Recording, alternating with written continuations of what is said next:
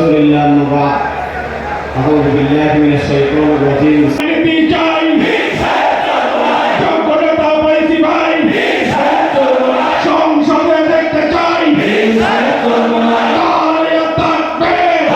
ইসলামী শ্রমিক আন্দোলন বাংলাদেশের রাস্তাবাদন প্রিয় নেতা বঙ্গ অভিভাবক ইসলামী আন্দোলন বাংলাদেশের মুহতারাম সংগ্রামী আমির মুফতি সৈয়দ মোহাম্মদ রেজাউল করিম পীর সাহেব চরমাই হাফিজাহুল্লাহ, মঞ্চে উপস্থিত শ্রমিক বন্ধু আন্দোলন বাংলাদেশ মেহনতি এবং শ্রমিক আমরা শ্রমিক নেতা হিসেবে যাদেরকে পেয়েছি তারা আমাদেরকে প্রতারিত করেছে। তাই শ্রমিক বান্ধব এবং শ্রমিক বন্ধু হিসেবে আমরা পাই নাই।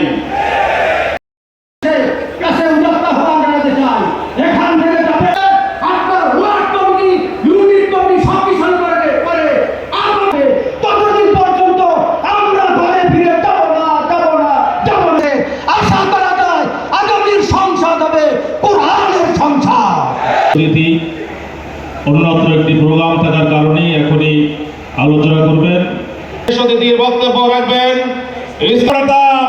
মাওলানা গাজী আতাউর রহমান, সংগ্রামী জননেতা। বিসমিল্লাহির রহমানির রহিম। লাকাদ খালাকনাল প্রিয় সংগঠন ইসলামী শ্রমিক আন্দোলনের শ্রমিক নেতা খলিলুর রহমান, মঞ্চে উপস্থিত ইসলামী শ্রমিক আন্দোলনের কেন্দ্রীয় নেতৃবৃন্দ, আমার প্রিয় শ্রমজীবী মেহনতি ভাইরা, আমি শুরুতেই আজকের এই সমাবেশে উপস্থিত শ্রমিক আন্দোলনের গোটা বাংলাদেশের বিভিন্ন ইউনিটের নেতা কর্মীদের মুক্তভাবে মুক্ত স্বাধীন পরিবেশে কথা বলতে পারছি। এত গুরুত্বপূর্ণ ঘটনা উত্থান হয়েছে আমাদের দেশ থেকে, আমাদের ছাত্র আমাদের দেশে আগে উত্থান হয়েছে, কিন্তু সরকার প্রধান সহ সব পার্লামেন্টের সকল হয়েছে। এই ঘটনা বিশ্বের ইতিহাসে বিরল। তারা ভারতে পালিয়েছেন, তিনি দেশ ছেড়ে ভারতে গেছেন।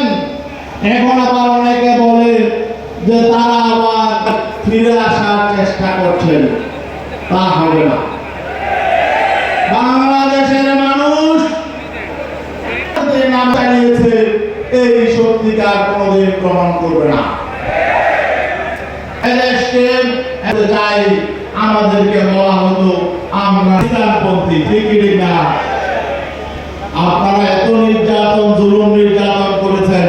5 আগস্টের পরে নতুন দেশ গড়ার জন্য নতুন রাজনীতি শুরু করব, কিন্তু আমরা কি দেখলাম, দলগুলোর মধ্যে বিভক্তি তৈরি হয়ে গেছে।